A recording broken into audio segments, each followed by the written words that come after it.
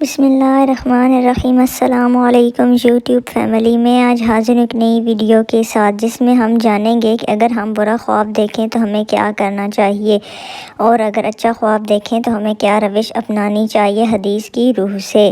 اگر اچھا خواب اللہ تعالیٰ کی طرف سے ہوتا ہے، جو شخص اچھا خواب دیکھے تو اس پر اللہ تعالیٰ کی حمد و ثنا بیان کرے اور اپنے محبوب لوگوں کے سوا کسی کو نہ بتائے۔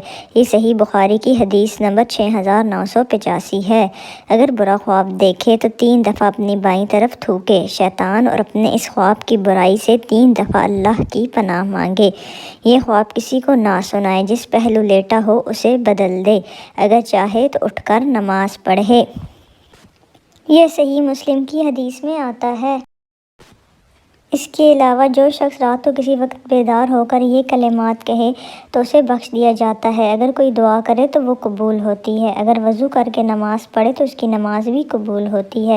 وہ کلمات آپ کی اسکرین پر شو ہو رہے ہیں۔ میری آپ سب سے درخواست ہے کہ ان کلمات کا ورد بکثرت کیا کریں، خاص کر اگر رات کو آپ کی آنکھ کھل جائے تو ان کلمات کا ضرور ورد کریں۔ یہ حدیث کی روح سے تمام باتیں ہیں جو میں نے آپ کو بتلائی ہیں۔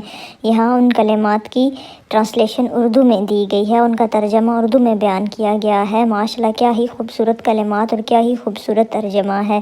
صحیح بخاری کی حدیث نمبر 1154 میں یہ موجود ہے، آپ دیکھ سکتے ہیں۔ جزاک اللہ خیرا۔ السلام علیکم۔